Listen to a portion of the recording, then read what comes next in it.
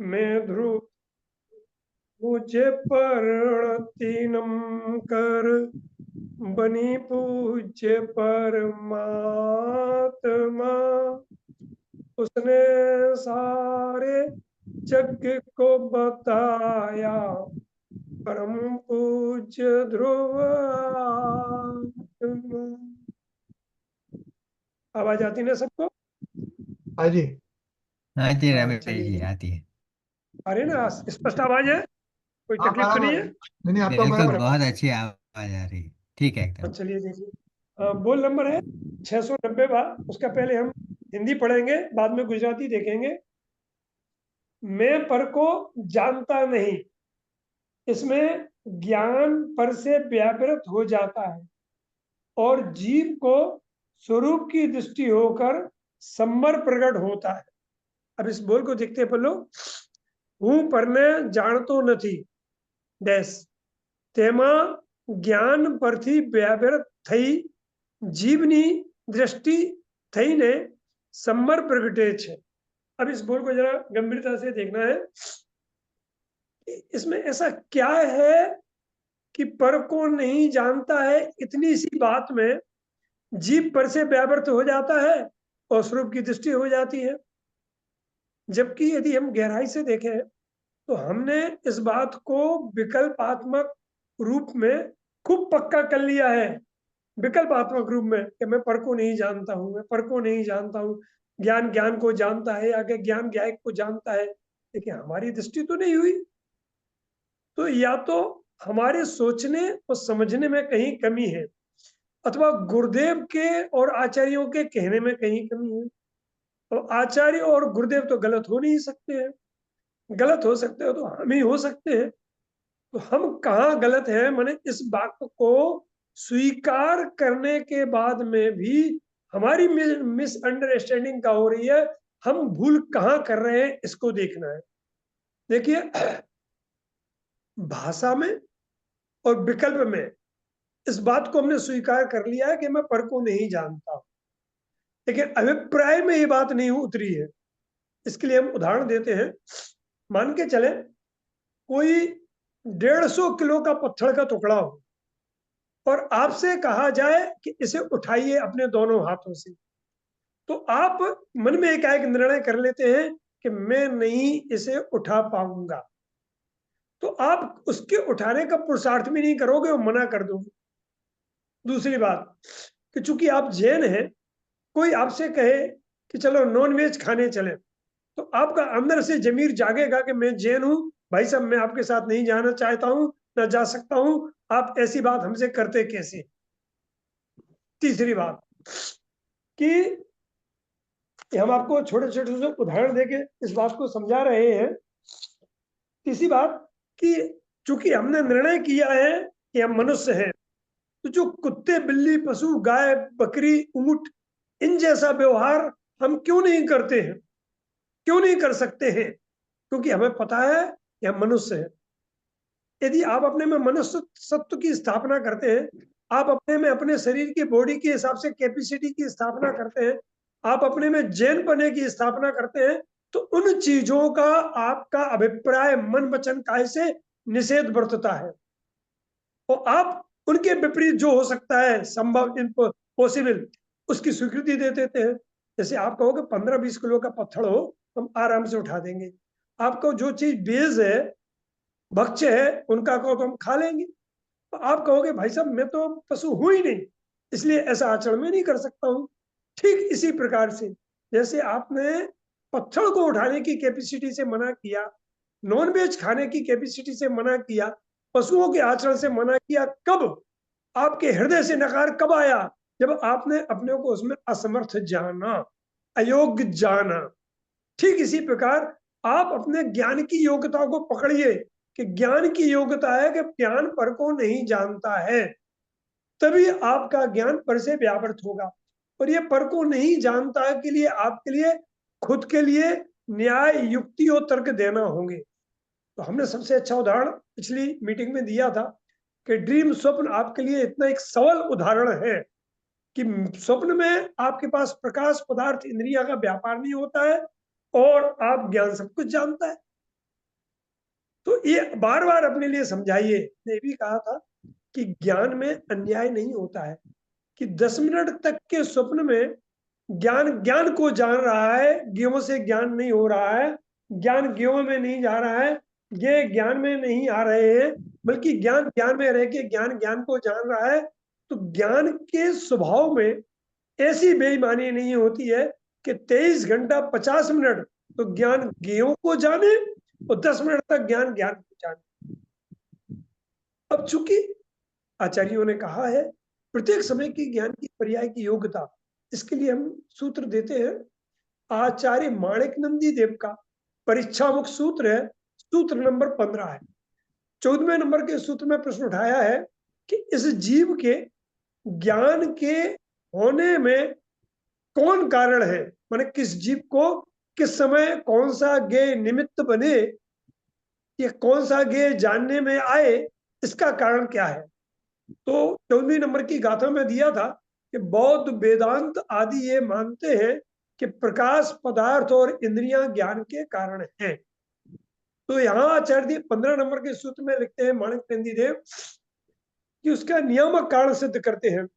स्वावरण क्षोभसम लक्षण योग्यता प्रतिनियमित अर्थ व्यवस्थापित, कि प्रत्येक जीव का चाहे एक इंद्रिय हो, चाहे साधक दशा में 10वें गुण स्थान तक हो, यहाँ तक कि 11वें गुण स्थान तक हो या 12वें गुण स्थान तक भी क्यों ना हो, तो उसके ज्ञान का ज्ञेय क्या बनना है, उसकी व्यवस्था स्ववर्ण ज्ञान क्षोभसम लक्षण योग्यता, उसके ज्ञानावणी कर्म का क्षोभसम की योग्यता नियामक कारण है। जैसा जैसा क्षोभसम होता है वैसा वैसा ज्ञान ज्ञेय उसे जानने में आता है, चाहे नींद का काल हो चाहे जागृत का काल हो। अब कई बार क्या होता है, मतलब पूज्य गुरुदेव श्री का प्रवचन चल रहा है और आपके दिमाग में कोई दूसरी चीज हो, तो आपके दिमाग में गुरुदेव के प्रवचन के काल में आप मन मचन काय से बैठे हैं प्रवचन सुनने, लेकिन ये दूसरा बनने लगता है। कभी घर, कभी बिजनेस, कभी रिश्तेदार, कभी कोई मंदिर की व्यवस्था, तो क्यों बने वो गे? आप तो बुद्धिपूर्वक गुरुदेव का प्रवचन सुनने बैठे थे और आप सुन ही रहे थे, ये गे क्यों बने? क्योंकि उस काल में आपके ज्ञानवाणी कर्म का क्षोभसम वैसा था कि वह गे बने और शब्द गे नहीं बने। अब चूंकि करणानियुक्त न्याय शास्त्र है, करणानियुक्त का ग्रंथ है, तो वहां पर हमेशा निमित्त की प्रधानता से चर्चा की जाती है। और ज्ञानवाणी कर्म का क्षोभसम तो आपके ज्ञान को उघाड़ को उदित नहीं करता है कि जैसे परद्रव्य भिन्न है ऐसे आपका ज्ञानवाणी कर्म का क्षोभसम भी भिन्न है। होता क्या है, जैसे जैसे आपके ज्ञान की योग्यता होती है स्वयं की, वैसा वैसा ज्ञानवाणी कर्म का क्षोभसम होता है। अब यहाँ पर ज्ञानवाणी कर्म के क्षोभसम को कारण सिद्ध करके बाह्य पदार्थ कारण नहीं है उनका निषेध किया है, न कि ज्ञानवाणी कर्म के कारण से आपको ज्ञान होता है, यह सिद्ध नहीं करना है। इसलिए हमें ये मानना है, गुरुदेव तो 50 बार कहते हैं, जैसे जैसे जिस जीव की ज्ञान की योग्यता होती है वैसा वैसा ज्ञेय जानने में आता है, उस समय वैसा वैसा क्षोभसम से निमित्त होता है। बाह्य में कभी कभी काकताली न्यायवत वैसे वैसे बाह्य पदार्थ ज्ञेय भी होते हैं। ये जीव अपने ज्ञान की योग्यता को ना पकड़ करके, ना समझ करके, यह जीव क्या करता है कि ज्ञेय पे लक्ष्य रहता है इसका, तो अपने ज्ञान की योग्यता को नहीं पकड़ा, स्वीकार नहीं किया, ज्ञानावाणी कर्म के क्षोभसम को स्वीकार नहीं किया, सीधा नो कर्म को स्वीकार करके यह मान लेता है कि इससे ज्ञान हुआ है।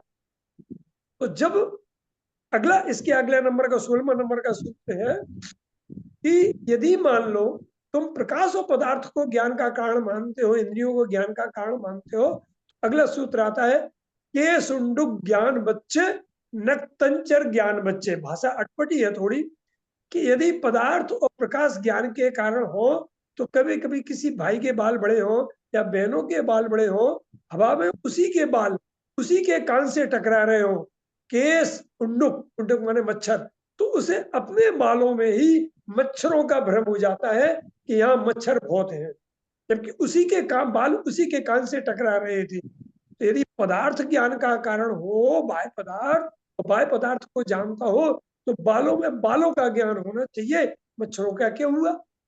अगला आता है नक्तंचर ज्ञान बच्चे। कि नक्तर कहलाता है रात्रि में विचरण करने वाले प्राणी। उल्लू, घुबड़, बिल्ली, शेर, इन लोगों को रात में दिन जैसा स्पष्ट दिखाई देता है। यदि प्रकाश ज्ञान का कारण हो तो उनको रात को क्यों दिखाई दे रहा है? अर्थात सिद्ध हुआ कि प्रकाश ज्ञान का कारण नहीं है। ऐसे दो उदाहरण देकर के आचार्य माणिक नंदी देव ने पर का ज्ञान नहीं होता है, ज्ञान का ज्ञान होता है, और ज्ञान अपने ज्ञान के परमन को जानता है, इस बात की सिद्धि की। अब अगला चैप्टर है कि अगर हमने ये स्वीकार किया कि आत्मा पर को नहीं जानता है, तो फिर इससे ज्ञान पर से व्यावृत कैसे हुआ? क्योंकि जब हमने देखा कि पत्थर हम नहीं उठा सकते हैं, उठाने के विकल्प से व्यावृत हो गया। हमने निर्णय किया कि मेरा सौगंध है, मैं नॉन वेज का नहीं खा सकता हूं, तो नॉन वेज के ज्ञान के विकल्प से आपका ज्ञान निर्वृत्त हुआ कि नहीं हुआ? आपने माना मैं मनुष्य हूं, तो पशुवत आचरण से आपका ज्ञान निर्वृत्त हुआ कि नहीं हुआ? कुत्ते बिल्ली जैसे आप बाजार में सड़क पे पड़ी हुई चीज को क्यों नहीं खाते हो? सड़क पे क्यों नहीं सो जाते हो? इतनी श्रद्धा से कि मैं मनुष्य हूं। ऐसे ही ये श्रद्धा विकल्पात्मक भी जगाओगे कि ज्ञान ज्ञान को जानता है। तो देखिए आपको बताएं, बहुत अच्छा प्रयोग करके बताएं। मान के चले कि हमने रजनी भाई का भरी सभा में कोई अपशब्द कह के अपमान किया। अब एक तो यदि रजनी भाई अज्ञानी होते तो तुरंत फौरन हम पे गुस्सा हो जाते, कहते आपने हमें ऐसे शब्द का प्रयोग क्यों किया। अब रजनी भाई चूंकि ज्ञानी थे, उन्होंने फौरन गणित का गुणा भाग लगाया। पहली बात कि रमेश भाई बोल नहीं सकते हैं क्योंकि वो भाषा प्रणयन का प्रणमन है। रमेश भाई भाषा का प्रणमन की कराने का राग तो कथनचित कर सकते हैं, लेकिन बोल नहीं सकते हैं। दूसरी बात, मुझे भाषा से ज्ञान होता नहीं है क्योंकि भाषा परद्रव्य है, मेरा ज्ञान स्वद्रव्य है। तीसरी बात, मैं भाषा को जानता ही नहीं हूँ, तो ज्ञान का स्वभाव पर को जानना नहीं है। ज्ञान का स्वभाव तो ज्ञान को जानना है, तो मैंने जो जाना है अपने ज्ञान को जाना है, वो मेरा ज्ञान मेरे ज्ञायक को प्रसिद्ध कर रहा था।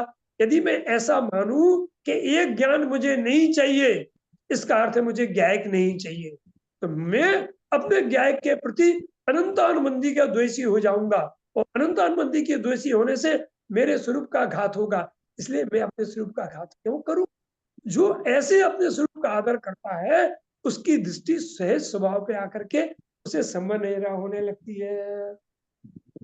ये प्रयोग है, ये प्रयोग हमें करना होगा। यदि हम ये प्रयोग नहीं करेंगे तो बंधु, पर क्या को मैं नहीं जानता हूं ये माला जपते रहोगे, तो अभिप्राय में पर से ही ज्ञान होता है और पर को ही मैं जानता हूं, ये वेदन करते हुए अपनी कसायों की पुष्टि करके संसार बढ़ाते रहेंगे। बहुत सुंदर रमेश जी, बहुत अच्छा प्रयोग है। तो अब अगला पॉइंट ले ले। हाँ जी, लीजिए। चलिए आगे चलते हैं, अगला पॉइंट बहुत अच्छा है। ये प्रयोग 700 वापस दोहरा सकते हैं आप? वापस एक बार प्रयोग जो आप कह रहे थे वो वापस एक बार दोहरा सकते हैं? यस यस यस, फिर से देखिए, बहुत अच्छी बात है। मान के चले कि किसी व्यक्ति ने आपका सम्मान किया और आपकी तारीफ की। अब आप उस तारीफ में प्रसन्न हो गए, लेकिन एक ज्ञानी था, उसने भी वो तारीफ सुनी, तो उसने कैसा गुणा भाग लगाया? पहली बात तो सामने वाला शब्द भाषा वर्णन का प्रयोग नहीं कर सकता है, क्योंकि भाषा वर्णन पृथक पृथक है और वो व्यक्ति पृथक है, वो आत्मा तो बोलते ही नहीं है। अब जो कुछ प्रणमन हुआ है वह भाषा की योग्यता से हुआ है। और पहली बात कि मेरा नाम रमेश है ही नहीं, मेरा नाम तो ज्ञायक है। इसने जो मेरे प्रति व्यवहार किया है वो मेरा यश प्रकृति का उदय था। उस यश प्रकृति के उदय के कारण इसने मेरे प्रति ऐसी भाषा का प्रयोग किया है। अब ऐसी जो भाषा का प्रयोग किया है, उसे जो भाषा मेरे ज्ञान में जानने में आई है, तो वो तो मेरा ज्ञान जानने में आया है। भाषा से पृथक है, उसमें तो अत्यंत अभाव है भाषा में और ज्ञान में। तो जो मेरा ज्ञान जानने में आया है, वो मेरा ज्ञान प्रति समय मेरे ज्ञायक को प्रसिद्ध कर रहा है। तो यदि मैं ये कहूं कि ऐसा भाषा जान करके मैं अपने मान की पुष्टि करूं, ज्ञान की नहीं, तो मैं अज्ञानी हो जाऊंगा। तो यदि मुझे ज्ञान की पुष्टि करना है, मोक्ष मार्ग में लगना है, तो मुझे ये जानना पड़ेगा कि प्रथम बात तो जिस नाम को लेके हमारी तारीफ कर रहा है वो मेरा नाम ही नहीं है। दूसरी बात, यश प्रकृति के उदय के कारण जो प्रणमन हो रहा है वो यश प्रकृति ही मैं नहीं हूं। तीसरी बात, मुझे जो जानने में आ रहा है वो तो अपना ज्ञान जानने में आ रहा है, ये भाषा थोड़ी जानने में आ रही है। वो मेरा ज्ञान मेरे ज्ञायक को प्रसिद्ध कर रहा है छठवीं गाथा के अनुसार। तो ये तो मुझे मेरा ज्ञायक जानने में आ रहा है। यदि मैं कहूं कि ये मुझे नहीं चाहिए अथवा कि इससे मैं अपने मान की पुष्टि करके ऐसा विभाव करूं, ऐसा मैं क्यों करूं? यदि मुझे ये भाषा नहीं चाहिए या चाहिए, इसका अर्थ मुझे ज्ञायक नहीं चाहिए। तो ज्ञायक के प्रति ऐसा अनंत द्वेष करके मैं अपना अनंत संसार क्यों बढ़ाऊं? इसलिए ये जो कह रहा है, ये जो नहीं कह रहा है, ये जो भाषा वर्णा का प्रणमन हो रहा है, उससे मेरा कोई लेना देना नहीं। मैं तो ज्ञायक हूं और मेरे ज्ञायक में, मेरे ज्ञान में मेरा ज्ञायक ही जानने में आ रहा है। मैं अपने ज्ञायक के जानने से क्यों चूकूं? और मेरे ज्ञायक में जानने में रहूंगा तो मेरी पर्याय में अतीन्द्रिय आनंद रहेगा। यदि मुझे अतीन्द्रिय आनंद से च्युत होना हो, दूर होना हो, तो मैं मान कसाई की पुष्टि करूं अथवा क्रोध की पुष्टि करूं। और चूंकि मैं तो ऐसा अज्ञानी हूं नहीं कि मैं क्रोध और मान की पुष्टि करूं, इसलिए मैं तो 24 घंटे वेद रहा हूं कि ज्ञान ज्ञान को जानता है, ज्ञान पढ़ को जानते ही नहीं है। चलिए साहब, और कुछ आगे समझ में आए? हाँ आवड़ी गई। चलिए अगला पॉइंट ले ले। हाँ जी। हाँ चलिए अगला देखिए 740। कर्ता पने से भी भयंकर भूल यह है कि मैं पर पर जानने में आता है और मैं पर को जानता हूं। मैं ज्ञाता और छह द्रव्य मेरे गे, यह भ्रांति है। अब इसमें आपको पढ़ते हैं 740 को। बहुत बढ़िया गुजराती में, क्या गुजराती थोड़ी मीठी भाषा लगती है, तो ये हिंदी थोड़ी खड़ी कठिन भाषा लगती है। चलिए देखिए, बहुत बढ़िया बोल है। कर्तापण भयंकर भूल ये छे के पर जણાય છે અને પરને જાણું છું। હું જ્ઞાતા અને છેદ્રપ મારું ગે, ये भ्रांति छे। देखिए, बोल को पढ़ के अंदर में रस आए तो समझ में बहुत मजा आएगी। अब ये अपन देखो जरा, इसको गंभीरता से एक एक वाक्य को तोड़ तोड़ करके समझे कि कर्तापणा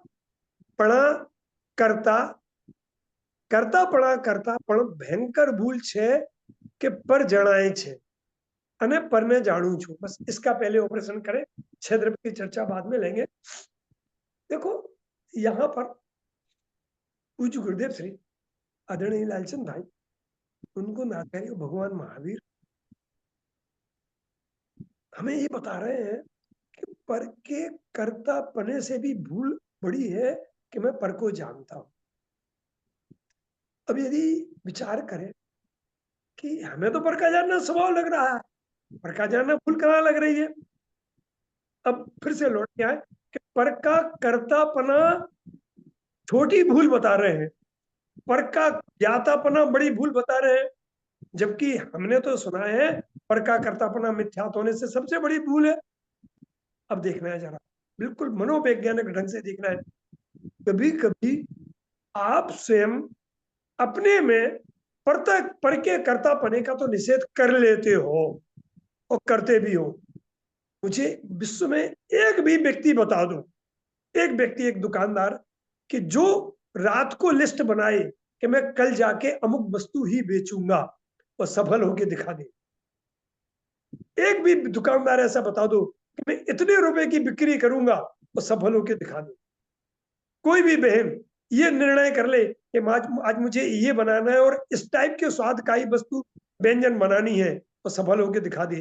मुझे 2 रोटी बिल्कुल एक सी बनाना है और सफल होके दिखा दे।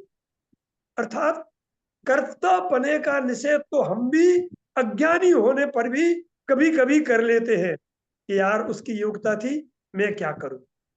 लेकिन पर के ज्ञातापने का निषेध कभी नहीं कर पाते। क्यों? वो तो स्वभाव लगता है पराया। जैसे अभी भाषा जो है, आपको जो शब्दों का ज्ञान हो रहा है तो अंदर में स्पष्ट बढ़ता रहा है कि रमेश भाई के कहने से मुझे ज्ञान हो रहा है। रमेश भाई तो इंडिया में बैठे हैं, आप तो अमेरिका में बैठे हो। और दूसरी बात, ये भाषा प्रगणना इतनी तेजी से वहां नहीं जाती है जो आप सोचते हो, क्योंकि भाषा की गति भी निश्चित है, समझ गया ना? प्रकाश की गति से भाषा की गति धीमी है। अब सोचो, आप तो इसी समय सुन रहे हो, तो वहां की जो भाषा वर्गणा है उसमें उस समय ऐसी ही योग्यता थी कि हमारे शब्दों रूप पढ़ में, और उस शब्दों को आप सुन रहे हो। अब भूल कहाँ होती है कि सुन तो रहे हो आप अपने ज्ञान को, जान तो रहे हो आप अपने ज्ञान को, लगते है भाषा पे तो लग रहा है कि रमेश भाई को सुन रहे हैं। क्या ये सूक्ष्म भूल है और सूक्ष्म अज्ञान है? हम माने आचार्यों ने जो कर्ता पने से बड़ी भूल सिद्ध किया है, इसमें मर्म है, क्योंकि कर्ता पने का निषेध हम अपने जीवन में 50 बार कर लेते हैं। जैसे आपके बाल सफेद होना शुरू होते हैं तो आप नहीं चाहते हैं, शुरू शुरू में जब 40-42 साल के होते हैं तो यार क्यों हो रहे हैं, क्यों हो रहे हैं, फिर देखते हैं ये हमारा नहीं चलता है, तो कर्ता पने का निषेध कर दिया है। रोग बीमारी होती है, आपके अनुसार 24 घंटे में नहीं मिटती है, तो मान लेते हैं भाई हम नहीं कर सकते, उसकी योग्यता होगी। तो कर्ता पने का निषेध करना सहज है, सरल है, सुगम है, लेकिन पर के ज्ञाता पने का निषेध कठिन है। क्यों कठिन है? क्योंकि वो हमें स्वभाव लगने लगा है। हम पर को तो जानेंगे, नहीं जानेंगे तो कैसे काम चलेगा? पर को जानेंगे तभी तो पर से हटेंगे ना। तो जिनवाणी को नहीं पढ़ेंगे तो ज्ञान कहाँ से होगा? गुरुदेव को नहीं सुनेंगे तो कैसे ज्ञान कैसा होगा? पर का जानना ऐसा हमारे ब्लड में घुल गया है कि वो कोई अपराध ही नहीं दिखता है। हमने अभी ज्ञानचंद जी थे गड़ाकोटा वाले, उनसे हमने चर्चा की थी, उनके एक उदाहरण दिया था। एक पर नाम का जहर की गोली बनाई गई, उसमें जानने नाम की मीठी शक्कर चोपड़ी गई, फिर वो गोली आपको दी तो आपको मीठी लगने के कारण आराम से चूसने लगे, खाने लगे, लेकिन तुम्हें पता नहीं है कि ये गोली तुम्हारे पेट में जाके तुम्हारा मर्डर कर देगी, हत्या कर देगी, मार डालेगी। क्यों? क्योंकि पर के जानने के स्वाद में स्वा का जानना रह जाता है, और स्वा के जानने का पुरुषार्थ नहीं जागता है। अकेले पर के जानने में ज्ञान संतुष्ट, ज्ञान अपने को सफल होने मानने लगता है, तो हमारे ज्ञान की सफलता हो गई। तो जिस समय में आप अपने ज्ञान का निर्णय करके ज्ञान पर को नहीं जानता है, ज्ञान स्वा को ही जानता है, अपने आत्मा के जानने में पुरुषार्थ जगा सकते थे, वो पुरुषार्थ आपका जागना बंद हो गया। इसलिए ये पर के करने पड़ने से बड़ा पुरुषार्थ है, बड़ा मिथ्यात्व है। और आज यदि दिगंबर जैन दर्शन के अलावा अन्य दर्शनों से चर्चा की जाए, हमने 2-4 लोगों को वो क्लिप भेजी थी, ऑडियो क्लिप, तो कोई भी पर को जानना किसी भी रूप में अपराध मानने से तैयार नहीं है, बल्कि उनके धर्म का ज्ञान किसी को हो, जो भी जिस संप्रदाय के हो, उन्हें वो धर्मात्मा, ज्ञानी और महात्मा मानने तैयार है। जबकि जैन आचार्य कहते हैं आत्मा को छोड़ के यदि तुम्हें 11 अंगनों पूर्व का भी ज्ञान हो गया है तो आप अज्ञानी हो, संसार तत्व हो, और संसार में भ्रमण करने वाले हो, और 2-4 भव बाद में निगोज जाने वाले हो सकता है इसी भव से भी जा सकते हो यदि आप मिथ्यात्व की तीव्रता में पड़े रहोगे तो। पर का जानना भाई साहब अधिक खतरनाक है पर के करने पने से। हम पर के करने पने से बच जाएंगे, लेकिन पर के जानने पने से बचना कठिन, सूक्ष्म मिथ्यात्व है। और पर के जानने पने से वही बच सकता है जो स्वप्न के उदाहरण को खूब गहराई से लो, जो डीप में बैठ करके देखे कि आज मैं इस बात का प्रयोग करना चाहता हूं, मैं जानता किसे हूं। हमने इसमें एक उदाहरण और जोड़ा था कि कई बार हम बिस्तर पे जाते हैं, शायद ही कोई भाग्यशाली जीव हो जिसे 1 मिनट में नींद आती, किसी को 2 मिनट, किसी को 10 मिनट, किसी को 5 मिनट लग जाते हैं। आपकी आंखें बंद होती हैं, लाइट भी बंद होती है, आप जाग रहे हैं, अभी सोए नहीं हैं, इसके बाद में भी आप बहुत कुछ देखते हैं आंख बंद आंखों में। इसके बाद में भी आप किसी से बातें भी करते हैं बिना मुंह चलाए, इसके बाद में भी सामने वाला कोई जवाब भी देता है, उसे भी आप सुनते हो, वो सब ज्ञान होता है। भाई साहब अभी आप जाग रहे हो, तब क्यों नहीं अपने से पूछते हो कि यार कोई नहीं है, आंखें बंद है, ये दिख क्या रहा है, ये ज्ञान क्या हो रहा है, ये शब्द किसके आ रहे हैं? कई बार मंदिर देखते हो, कई बार कोई वन जंगल देखते हो, कई बार राजनीति के नेताओं को देखते हो, तो क्यों नहीं पूछते हो? अभी नींद नहीं आई है आपको? नींद में तो आप मान लो नहीं पूछ सकते हैं, अभी तो पूछो, अपने को तो हिलाओ, क्या जानने में आ रहा है? उत्तर मिलेगा, ज्ञान को ज्ञान जानने में आ रहा है। इसलिए कहते हैं कर्ता पद की भी भयंकर भूल है, वह पर जानने में आता है। तो जिस दिन डंके की चोट हम निषेध करेंगे, पर जानने में नहीं आता है, ज्ञान जानने में आता है, उस दिन पर के रस से, पर के कारण पने से, पर के लक्ष्य से आपका उपयोग हट जाए। जब पर से, गुरुदेव कहते हैं कि पर थी खस स्वामे बस तारे माडे बस, ए टू गुड टच, इतनी तो बात है इस बोल में, इतनी बताया है, कुछ नहीं बताया है। तो पर से खसे कैसे? जब निर्णय हो गया मैं पर को नहीं जानता हूं, जब तक हमें पर के जानने पने का रस जागता रहेगा। रस पता है क्या है? पर की जितना ज्ञान बढ़ता है ना, हमें भ्रम होता है कि ज्ञान बढ़ रहा है, ये नहीं बढ़ता है कि अज्ञान बढ़ रहा है। तो गेव का, क्योंकि इंद्रिय ज्ञान को तो गेय कहा है कि ये गेय बढ़ रहे हैं। जिससे मान के चलो, एक छोटी सी कहानी आपको सुना दे कि एक राजा के दो बेटे थे। राजा का एक बहुत बड़ा महल था, उसमें 4 कमरे थे। मैंने तो दोनों बेटों से कहा, बेटा हम तुम्हें केवल 100 रुपए देते हैं, पुराने जमाने की बात थी, और 2 कमरे तुझे भरना है और 2 कमरे तुझे भरना है। अब किससे भरना है ये तुम जानो, तुम निर्णय करो। मैंने कहा ठीक है। तो जो एक बेटा था जिसमें बुद्धि कम थी, उसने सोचा यार 100 रुपए तो बहुत, माने आज के जमाने के 5-7 हजार रुपए। तो उसने कचरे वाले होते हैं जो कचरा इकट्ठा करते हैं, उनको दिए पैसे कि गांव का जितना भी कचरा हो इन दोनों कमरों में भर दो। उन्होंने कहा ठीक है। तो जो दूसरा लड़का था वो थोड़ा समझदार था, उसने कहा यार कि क्या करें। उसने अगरबत्ती खरीदी जिसमें सुगंध निकलती है, वो मोमबत्ती भी खरीदी जिसमें प्रकाश होता है, और किसी संगीतकार को भी बुलाया पैसे देके थोड़े से। आपको एक को हारमोनियम के लिए, एक को तबला के लिए, दूसरे दोनों कमरे में बैठा दिया कि जब तक राजा महाराजा आएंगे तब तक आपको संगीत बजाना है, और अगरबत्ती चलती रहेगी, प्रकाश भी होता रहेगा। राजा साहब आए, उसने बड़े छोटे लड़के से पूछा कि तूने क्या किया? मैं देखे साहब हमने 100 रुपए में दोनों कमरे ठसाठस भरवा दिए, खोला तो बदबू बदबू। दूसरे लड़के से बोला पूरा खाली है। अरे पापा खाली कहाँ है, प्रकाश से भरा हुआ है, सुगंध से भरा हुआ है, संगीत से भरा हुआ है, आपको खाली कहाँ दिख रहा है? पापा तो खुश हो गए। ऐसे ही स्व को ज्ञान जानता है, ऐसे प्रकाश से, ऐसी सुगंध से, ऐसे संगीत से अपने ज्ञान को भरिए। पर को जानता हूं और पर से ज्ञान होता है, ऐसे कचरे से अपने ज्ञान को मत भरिए। तो राजगद्दी किसे मिलेगी? कचरे वाले को कि मोमबत्ती अगरबत्ती और संगीत वाले को?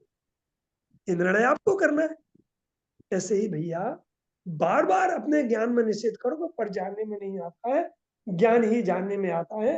मैं पर को नहीं जानता हूं तो मैं ज्ञान को ही जानता हूं। अगला वाक्य है, मैं ज्ञाता और 6 द्रव्य मेरे गे, यह भ्रांति। अब ये तो हमें स्वभाव लगता है, तो आचार्य देव गुरुदेव आप इसे भ्रांति कहते हो, भ्रांति कैसे है? भ्रम हो तो हमें सिद्ध करके बताओ। आचार्य बहुत अच्छा उदाहरण देते हैं कि मृग मारीचिका में जल होता है क्या? नहीं होता है, मात्र बालू की गर्म केवल वायु की लहरें हो। वह हिरण पानी के भ्रम से दौड़ता है और प्राण गंवाता है। उसके प्राण क्यों निकले? उसे पानी का भ्रम था ना। यदि पानी होता तो पी करके संतुष्ट होकर के आराम से अपना जीवन जीता। वो दौड़ता है, वो दौड़ता ही जाता है और प्राण गंवा देता। ऐसे ही हम भी इस भ्रम में जी रहे हैं, इस भ्रम में कि 6 द्रव्य हमारे गे, भ्रम में जी करके अनंत काल संसार में रखड़े हैं। और जब तक ये भ्रम नहीं टूटेगा तब तक हम भटकने ही बाकी। अब प्रश्न खड़ा होता है, आप कहोगे रमेश जी ये भ्रम कैसे टूटे बताओ। भाई इसके लिए तो आचार्यों की शरण में चले अपन। वस्तु स्वभाव की शरण में चले। देखो भ्रम तोड़ने के लिए अपने को क्या करना है कि भ्रम पैदा कैसे हुआ। जैसे किसी को डायबिटीज हो गई या कैंसर हो गया है, कोई भी रोग हो गया, तो डॉक्टर साहब पहले निदान करते हैं कि हुआ कैसे। जो जो कारण थे उस कारण को सबसे पहले खत्म करते हैं। वो कारण खत्म होगा तो कार्य भी समाप्त हो जाएगा। आज चिंतन का विषय ये है कि 6 द्रव्यों में हमें जो गेय लगते हैं और दिखते भी है, क्योंकि 6 द्रव्यों में प्रेमियत्व नाम का गुण है कि नहीं। प्रेमियत्व गुण किसे कहते हैं? इस शक्ति के कारण से जो किसी न किसी ज्ञान का विषय बने, जो ज्ञान का विषय बनते हैं वो गेय, उसे गेय कहते हैं। तो 6 द्रव्य तो गेय है। यदि 6 द्रव्य गेय है तो आचार्य के आप भ्रम क्यों कह रहे हो? और आपसे हाथ जोड़ के प्रेम से आपके चरणों में मस्तक झुका करके विनय से आपसे पूछना चाहते हैं हमें ये भ्रम कैसे सिद्ध कर। आचार्य ने तो दिगंबर आचार्य गुरुदेव कहते हैं हम तो दिगंबर आचार्यों के दासानुदास हैं। गुरुदेव तो कहते हैं कि दिगंबर आचार्यों ने तो तीर्थंकर भगवान का राजमार्ग का झंडा थाम के रखा है और गुरुदेव ने उस झंडे को जैसे जोर से गाड़ के रखा है, पंचम काल के अंदर तक जो हिल नहीं सकता है। ये अनंत अनंत उपकार गुरुदेव श्री का है। अब देखो गुरुदेव श्री कैसे ऐसे भ्रम सिद्ध करते हैं। आत्मा में 2 धर्म थे, एक ज्ञेय और एक ज्ञाता। भूल कहां हो जाती है, भ्रम कहां हो जाता है कि हम ज्ञेय धर्म तो पर में स्थापित देते हैं 6 द्रव्य में और ज्ञाता धर्म अपने में स्थापित लेते हैं। तो जिसने आज तक ज्ञेय नाम का धर्म अपने आत्मा में स्थापित नहीं किया है वो अपने आत्मा को ज्ञेय कब बना पाएगा, मुझे बताइए। जिसने मन वचन काय से कसम खा ली है कि 6 द्रव्य मेरे ज्ञेय हैं, मैं उनका ज्ञाता हूं, उसका उपयोग कभी 6 द्रव्य से हटके अपनी आत्मा में जानने का विकल्प भी खड़ा हो सकता है क्या? क्योंकि स्वा तो ज्ञेय है ही नहीं। स्वामी हमने ज्ञेय पने की स्थापना नहीं की है, हमने भाई साहब अपने स्वभाव को ही अधूरा स्वीकार किया है। एक बार तो अपने में ज्ञेय धर्म को स्वीकार करो। कुछ गुरुदेव श्री को उदाहरण देते हैं, बहुत अच्छा, बहुत बढ़िया उदाहरण है गुरुदेव श्री का कि एक खानदानी लड़का था, माने खानदानी सेठ था, उसका लड़का था, एक वो व्यभिचार में चढ़ गया। तो व्यभिचार में चढ़ने से घर में से पैसे ले जाता था और उस व्यभिचारी स्त्री को देता। सेठ कहता है, गुरुदेव का उदाहरण, बेटा મને ખબર છે तिजोरी में पैसा લઈ જાય છે, व्यभिचार में चढ़ियो છે એવી રીતે આ ઘર નહીં ખમે। घर में ખાનદાની સ્ત્રી વેસી છે, નજર જેની ઊંચી થતી નથી એને સામે તમે જોતા નથી, व्यभिचार में चढ़िया છો। अब देखना वो क्यों था, वो भी आपको घटना सुना रहे। जिस स्त्री के पास वो जाता था ना, उसने एक बात कही थी कि देखो एक बहुत बड़े जोशी हमारे पास आए थे और जोशी ने मुझे बताया था कि तू यदि अपनी पत्नी का चेहरा देखेगा तो तेरी दोनों आंखें फूट जाएंगी। हाँ सच्ची बात है, मैं कसम खाती हूँ तेरी। तो मैं मेरे सर पे हाथ रख के कसम खाओ कि आज के बाद, शादी के पहले कह दिया था, शादी होने के पहले, कि तू अपनी पत्नी का चेहरा नहीं देखेगा। तो जब शादी हो रही थी उसने कहा कि मैं शादी तो करना नहीं चाहता हूँ, आप लोग कह रहे हो तो कर देता हूँ, लेकिन मैं अपनी आंख में पट्टी बांध करके शादी करूंगा। भाई कर तो ले, तेरी शर्त मंजूर। उसने आंख में पट्टी बांध के शादी कर ली, अपनी पत्नी को नहीं देखा। अब क्योंकि बिस्तानों से भड़का रखा था। अब क्या हुआ, एक रात जब वो घर आए तो उसने फिर घर में पट्टी बांध ली। हमेशा घर में 24 घंटे पट्टी बांध के रहता था। तो पत्नी ने पूछा पट्टी क्यों बांध के रखते हो? आपको कुछ मतलब नहीं, तो तुम्हारा काम करो, हम अपना काम करें। मैं आज आपसे पूछना चाहती हूँ, प्लीज बताओ। पैर पकड़े तो उसने कहा कि चूंकि मैं जहां जाता हूँ उसको एक बहुत बड़े जोशी ने बताया है कि मैं यदि अपनी पत्नी का चेहरा देखूंगा मेरी दोनों आंखें फूट जाएंगी। अरे ऐसी बात है? अरे तो एक काम करिए आप, प्लीज मेरी एक बात मानिए कि आप एक आंख खोल के मुझे देखिए, यदि फूटेगी तो एक फूटेगी, एक से काम तो आपका चलते ही रहेगा। दोनों तो नहीं, दोनों मत खोलिए। यार ये बात तो सच्ची है, तो नहीं फूटेगी, फिर जो नहीं फूटी है उसे बंद कर लेना, फिर जो बंद है उसे खोल के उसे देखना। जब दोनों नहीं फूटे तो दोनों आंख से खोल के मुझे देख लेना। उसके दिमाग में जम गई। उसने क्या किया, एक आंख खोली और देखा, नहीं फूटी वो वाली आंख। बहुत सुंदर, बेस्या से गुनी सुंदर, जवान, हृष्ट पुष्ट और एकदम। उसने कहा अभी काम करो प्लीज, ये आंख बंद करो, दूसरी आंख खोलो। उसने दूसरी आंख खोली तो भी वो भी नहीं फूटी। अब दोनों आंख खोलो तो नहीं फूटी। उसने निर्णय कर लिया है कि अभी इतनी मेरी सुंदर स्त्री, कल से मैं नहीं जाऊंगा। उदाहरण, सिद्धांत। भाई साहब, आपको किसी ने बहका दिया है, आपकी मान्यता ने कि 6 द्रव्य हमारे गेय है, वो आत्मा गेय है नहीं। तो आप गायक की ओर से आंख पर पट्टी बांध करके 6 द्रव्यों रूपी बेस्या के यहाँ पे भटक रहे हो। एक बार ज्ञानी देव कहते हैं, भाई साहब आत्मा भी गेय है, ऐसा एकांत मान करके भी एक बार तो एक आंख से तो आत्मा में गेयत्वपने की स्थापना करके आत्मा को देखो। तो वो कहता है कि मैं देखूंगा तो फिर 6 द्रव्य का क्या होगा, वो गेय कहाँ जाएंगे। भाई साहब 6 द्रव्य की आंखें जानने की नहीं फूटेंगी आपकी। एक बार तो देखो, आपने ज्ञान की तो स्थापना की है अपने में, गेय की भी स्थापना कर लो। एक बार आगम के आलोक में इसने स्थापना की और देखा, अरे वास्तव में सच्चा गेय, क्योंकि ज्ञान पर्याय के सबसे नजदीक का गेय था। बाकी तो क्षेत्र से भी दूर थे, बाकी तो जड़ थे, वो तो ज्ञान के कारण हो ही नहीं सकते हैं, क्योंकि एक दूसरे तरफ को ज्ञान करा नहीं सकता है। जब उसे पता चला, उसे लगा अरे महसूस तो हो रहा है, मुझे ज्ञान मेरा गेय है। अब दोनों आंखें खोलो। उसने स्वपर प्रकाश की दोनों आंखें खोली तो स्व भी का गेय है, ऊपर में उसकी जो इंद्रिय आनंद आ रहा था, या कि गायक के अलावा जो उसकी निर्मल पर्याय थी वो भी उसके गेय थे। तो उसे द्रव्य गुण पर्याय तीनों में आनंद आनंद आनंद आनंद मोक्ष मार्ग। तो उसे लगा वास्तव में सच्चा गेय तो मेरा आत्मा ही है, जब तो मेरे गेय नहीं है, मैं तो ब्रह्म भूला था। अर्थात अब उसके लिए जिसने गेय धर्म की अपने आत्मा में स्थापना की है, उस आत्मा को जानने का मन बनेगा, पुरुषार्थ जगेगा।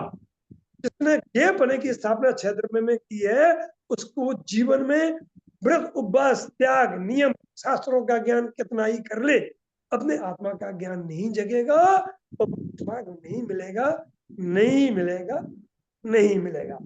अब अगला बात देखते हैं, इसमें किसी को कुछ और समझना है तो पूछ सकते हैं। रमेश जी, अगर आपको बोलना हो तो ये હું જ્ઞાતા અને 6 દ્રવ્ય મારું નહીં, वो तो कलश 271 का सेंटेंस है। हाँ हाँ, भ्रांति है ना, भ्रांति के शब्द को हम ऊर्ध नहीं कर सकते।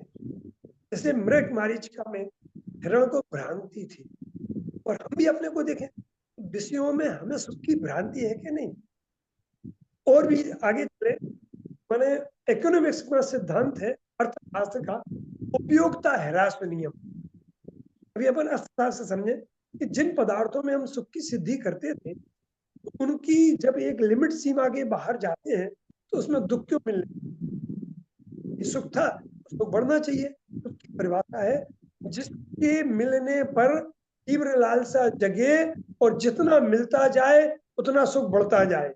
जिनके मिलने पर थोड़े समय बाद दुख दिखने लगे और अधिक प्रयोग करने पर ज्यादा दुखने लगे और उससे हटने की इच्छा हो जाए, तो समझ लेना वहां सुख नहीं है, सुख का भ्रम था।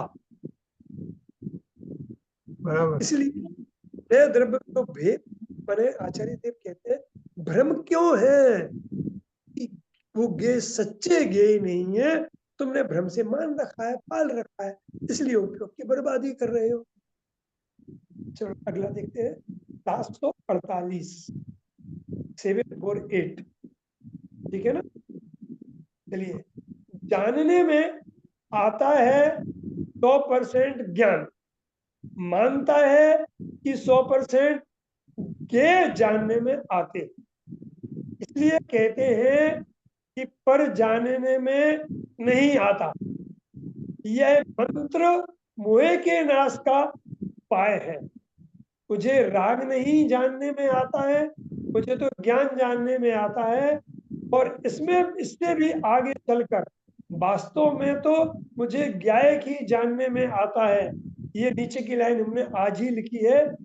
इस विधि से जानने में, मुझे गायक जानने में आता है यह भी नहीं, मैं गायक हूं यह निर्णय आता है।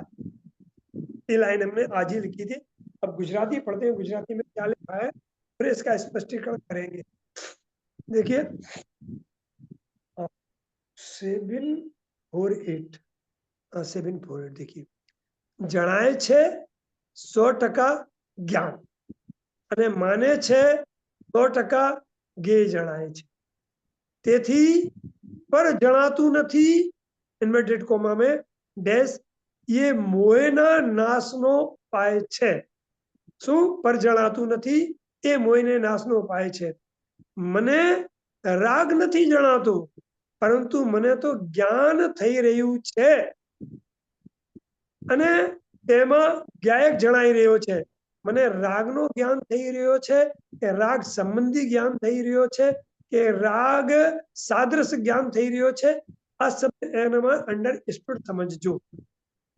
समझी गए ना, गायक जणाई રહ્યો છે। अब इसकी थोड़ी सी रमेश ऑपरेशन भाई, आपने क्या करते बोला हैं। बाद में? रमेश भाई, क्या आपने ऐड किया?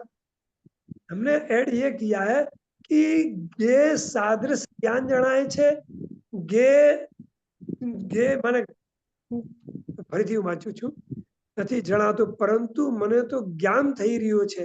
તો જ્ઞાન થઈ રહ્યો में हमने ऐड किया है, મને તો गे आकार ज्ञान થઈ રહ્યો છે, गे સાદૃશ જ્ઞાન થઈ રહ્યો છે, गे आकार પરણમેલો મારો જ્ઞાન થઈ રહ્યો છે। ये शब्द हमने जोड़े हैं अभी। અને તેમાં ગાયક જણાઈ રહ્યો છે, उसमें गायक ही जानने में आ रहा है, गे नहीं। अब देखें आप लोग इसको शुरू से इसका थोड़ा ऑपरेशन करें शांति से, धीरे धीरे।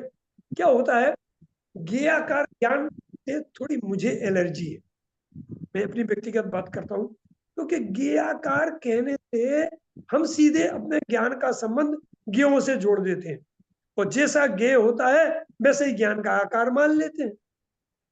जबकि यदि इसका गंभीरता से एनालिसिस किया जाए रजनी भाई, कि आपने सोनगढ़ का मानस्तंभ देखा, मान लो या वो 64-65 फुट का था, आपकी ज्ञान पर्याय आपके 3.5 हाथ के प्रदेशों को छोड़ करके 64 या 65 फुट लंबी चौड़ी बनी है क्या? नहीं बनी ना, आपके प्रदेशों में रह के बनी है, तो वो ये आकार कैसे हो सकती है? अब तीसरी दात, इसलिए हमने इसके लिए एक शब्द चुना है व्याकरण का, गे सादृश्य ज्ञान। जैसा गे है वैसे ज्ञान पड़ता है, इसलिए गे हमेशा गे सादृश्य तो हो सकता है, ज्ञाकार नहीं होता है। आगम में जो ज्ञाकार लिखा है वो आचार्य वहां गे सादृश्य कहना चाहते हैं, चूंकि गायक सादृश्य और गे सादृश्य निर्विकल्प अनुभव के काल में प्रकाश भाई ने एक बार सिद्ध किया तो मुझे बहुत प्रसन्नता हुई थी कि खरेखर काली आत्मा जणातो નથી, વેદાતો નથી। જે જ્ઞાન પર્યાય છે તે જેવું ત્રિકાલી ધ્રુવ આત્મા છે એના રૂપે પોતે પરણમે છે, એનાથી નિરપેક્ષ રહીને પણ એના પર લક્ષ્ય કરીને તે પોતાને જ્ઞાન પરણમને પોતે પોતે આ જ્ઞાન પર્યાય જાણે છે। તો એ જ કાલે પોતાની પૂર્ણતા, પોતાની શુદ્ધતા, પોતાની મહાનતા જોઈને તે પર્યાય નિર્વિકલ્પ થાય છે। નિર્વિકલ્પ થાય એટલે અતિન્દ્રિય આનંદ થાય છે, તે પોતાને આનંદને ભેદે છે। દ્રવ્ય में ભરેલો જે ગુણરૂપી આનંદ છે એને જ્ઞાન પર્યાય ભેદતી નથી। ये प्रकाश भाई ने सिद्ध किया था, उस दिन मुझे अपार प्रसन्नता हुई थी। लेकिन वो बात मुझे अभी यहाँ हाईलाइट नहीं करना है, हमें तो अपने विषय पे चलना है, व्यवस्थित रीति से चलना है। देखिए रमेश अब जी, इसको देखिए, रमेश, जरा वो प्रकाश भाई का फिर से बोलेंगे प्लीज। वो अपन बाद में ले लेंगे रजनी भाई, अच्छा, ओके ओके। कोई बात नहीं, हम आपको बताएंगे। क्या है कि इस इन वाक्यों में जो हमने थोड़ी मेहनत की है, मैंने क्या है कि ये आप लोगों की प्रताप से, रजनी भाई आपके आशीर्वाद से मुझे इन वाक्यों में रस पका है। तो हमने एकांत में जितना भोजन किया है, अंदर से जितना निकालने का प्रयास किया है, वो आपके सामने परोसने का प्रयास कर रहा हूँ। पर आप लोग कितना समझ पाते हैं ये हम नहीं कह सकते हैं। हमने तो इसका मजा ले ही लिया है, अब आप कितना मजा ले वो आप जाने। देखिए कितना अच्छा कहते हैं यहाँ पे, जानने में आता है 100% ज्ञान। अल्पविराम, मानता है कि 100% गे जानने में आते हैं। बस इतनी इसी लाइन का अपने को ऑपरेशन करना है। अब देखना कि एक मरीज का ऑपरेशन हो रहा है और 2 डॉक्टर खड़े, एक हार्ट स्पेशलिस्ट है और एक लीवर स्पेशलिस्ट है। अब मुझे आप बताइए, उसका पेट खुला हुआ है, तो हार्ट स्पेशलिस्ट के लिए उसमें लीवर में क्या खराबी है वो दिख सकती है? जवाब दो। नहीं, नहीं दिखेगी, जबकि है, स्पष्ट दिखाई दे रही है, लग रही है, और है लीवर में खराबी उसकी, सूजा है लीवर में, या लीवर में चांदा हो गया है, या लीवर में काना पड़ गया है, उसे कोई मतलब नहीं है। अब लीवर स्पेशलिस्ट ने देखा तो हार्ट कितनी बम्पिंग कर रहा है, कितनी नहीं कर रहा है, कितने सेकंड में कितनी बार हिल रहा है, ये लीवर स्पेशलिस्ट को दिख रहा है? नहीं दिख रहा है, उसे कोई मतलब नहीं है, क्योंकि दोनों ऑपरेशन एक साथ हो रहे हैं और दोनों को अपना अपना काम करना है। तो लीवर वाला बिल्कुल हार्ट की ओर ध्यान नहीं दे रहा है, क्योंकि लीवर वाला राइट साइड में खड़ा है, हार्ट वाला लेफ्ट साइड में खड़ा है। उसके शरीर को 2-2 बार नहीं चीरा जाए, एक ही बार में दोनों डॉक्टर अपना काम करके उस व्यक्ति को स्वस्थ कर दे, इसलिए अपना काम कर रहे हैं। अब जो लीवर वाला है उसके इंस्ट्रूमेंट अलग टाइप के, हार्ड वाले के इंस्ट्रूमेंट अलग टाइप के हैं।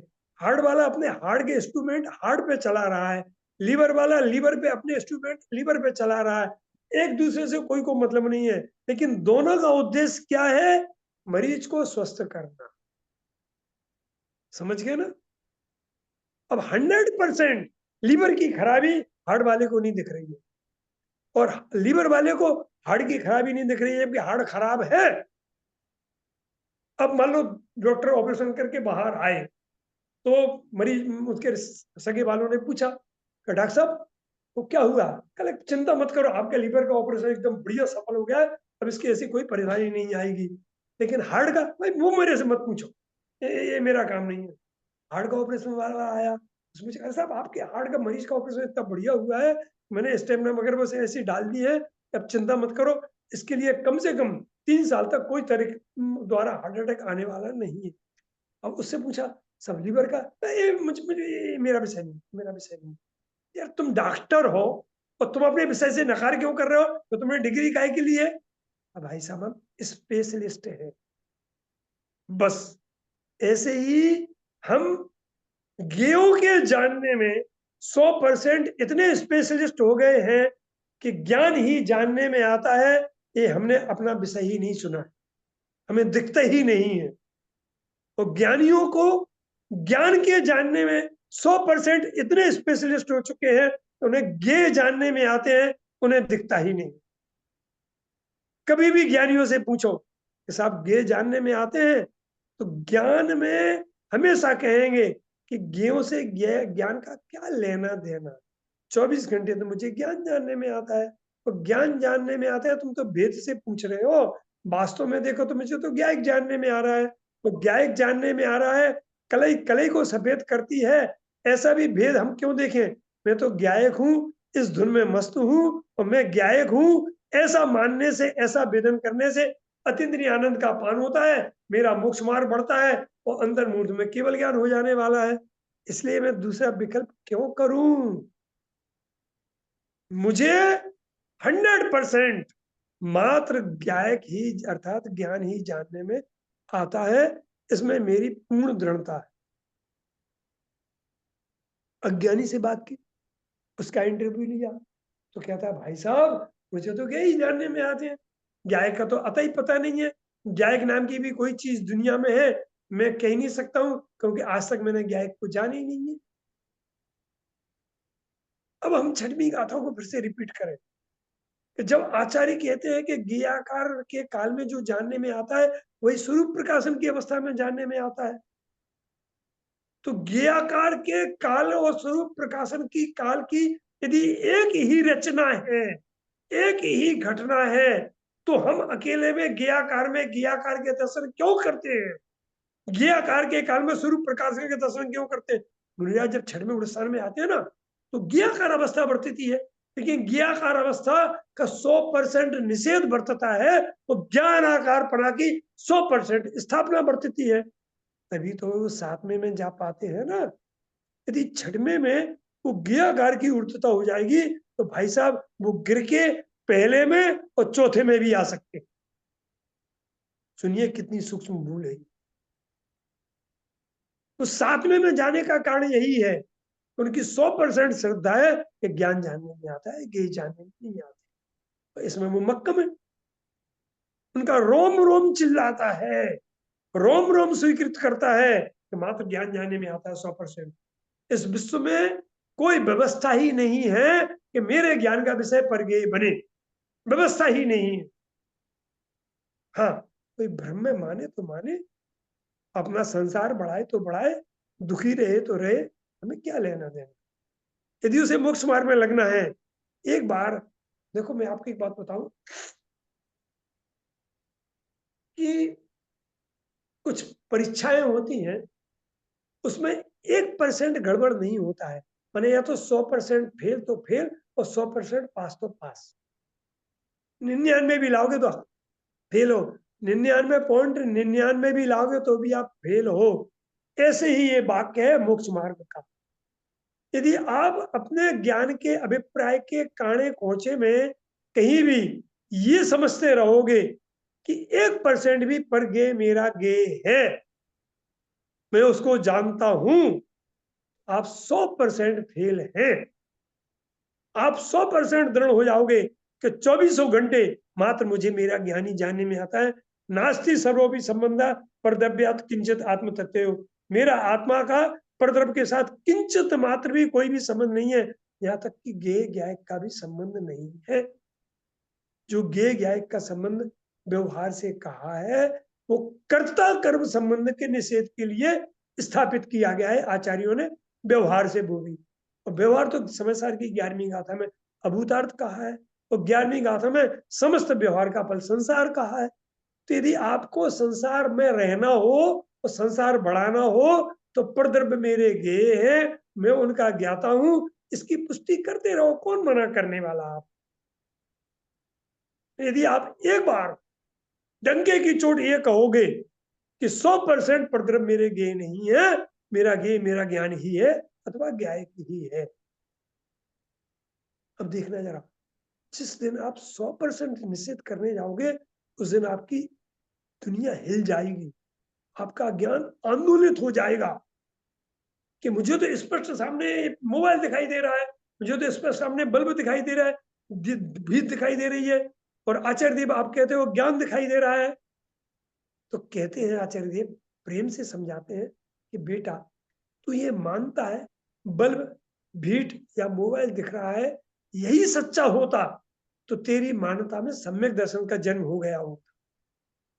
तेरी मान्यता मिथ्या तो क्यों है? क्योंकि दिख रहा है तुझे 100% ज्ञान और तू मान रहा है 100% ज्ञेय, इसीलिए तो तेरा मिथ्यात्व है ना। हमने कहा था एक बार, युगल जी ने कहा था कि अज्ञानी का मिथ्यात्व किस बात पे जिंदा है? क्योंकि उसे दिखता है 100% ज्ञान और वो मानता है 100% ज्ञेय, इसलिए तो मिथ्यात्व जिंदा बना रहता है। जिस दिन वो ये मान लेता है कि मुझे 100% ज्ञान ही दिखता है, ज्ञान ज्ञेय नहीं दिखते हैं, उस दिन वो सम्यक दृष्टि हो जाता है। तो आपको सम्यक दृष्टि बनना हो तो अपने 100% दे लो, और मिथ्या दृष्टि रहना हो तो 100% ज्ञेयों में दे दो। मना कोई नहीं करता, आप रास्ता आपको चुनना है। हित और अहित क्या है, ये निर्णय आपको करना है। अगला वाक्य देखें, इसलिए कहते हैं कि पर जानने में नहीं आता। क्या होता है, शीलवती स्त्री होती है ना, शीलवती स्त्री, पूज्य गुरुदेव सिंह कई बार उदाहरण देते हैं कि उसके लिए पूरे विश्व में एक ही पति होता है, दो नहीं होते। यहां तक कि पति जैसा भी कोई दूसरा पुरुष आ जाए, तो दोनों एक साथ आ जाए, तब वो क्या करेगा, क्या करेगी, करेगा नहीं।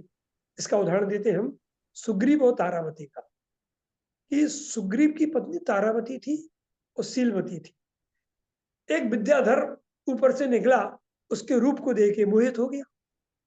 तो उसने अपनी विद्या से पूछा कि ये मुझे कैसे मिल सकती है।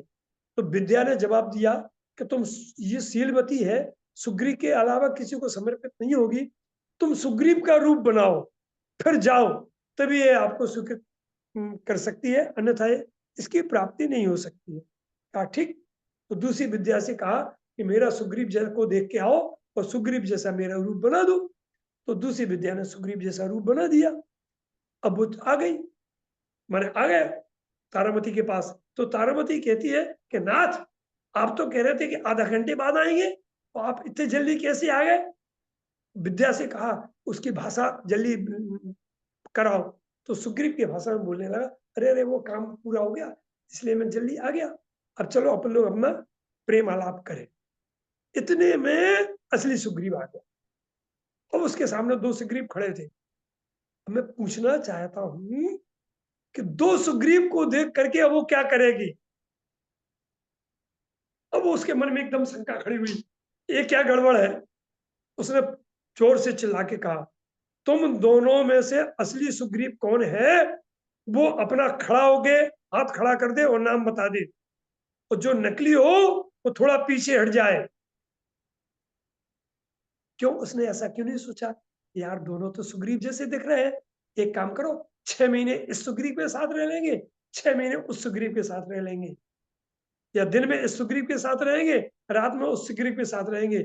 उसका सील अखंडित रह सकता था, क्योंकि दिख तो दोनों सुग्रीव जैसे रहेंगे। नहीं, अब दोनों दम भरे कि मैं असली सुग्रीव हूं, वो भी कहे मैं असली सुग्रीव हूं। ध्यान से सुनना उदाहरण को। तो उसने कहा, देखिए साहब, तुम दोनों कितने ही दम भर रहे हो कि असली सुग्रीव हूं, मैं एक तिनका उठाती हूँ और रणमुकांड मत पढ़ के तिनका को यहां से उड़ाती हूँ अपनी मुंह की फूंक द्वारा। ये तिनका नकली सुग्रीव के पास ही जाएगा और इस तिनका के मंत्र के प्रताप से वो भस्म हो जाएगा। अब तुम तैयार हो जाओ, कौन भस्म होता है। मैं आपसे पूछना चाहता हूं, असली सुग्रीव डरेगा कि नकली सुग्रीव डरेगा। अपना भेष असली सुग्रीव पलटेगा कि नकली सुग्रीव पलटेगा। तो उसने कहा 1 2 और 3 कहने वाला था कि जो विद्याधर था वो अपने बेस में प्रकट हो गया। उसने हाथ जोड़ के क्षमा मांगी, हे मां, मैं ही अपने कामावेश में आकर के और आपसे प्रेमालाप करना चाहता था, मुझे क्षमा करो, मुझे भस्म मत करो। विद्या ने फौरन उससे कहा कि इसके सिर में इतनी ताकत है, इसका तिनका उड़ करके तेरे को भस्म कर देगा। तो उसने फौरन क्षमा मांगी। मैं पूछना चाहता हूं, ऐसे पर पदार्थ 100% तुम्हें गेय लगते हैं कि गाय की गेय लगता है। दोनों तो गे संज्ञा तो दोनों जगह है, सुग्रीव तो दोनों है। आप शीलवती कितने हैं, एक आप में दृढ़ता कितनी है।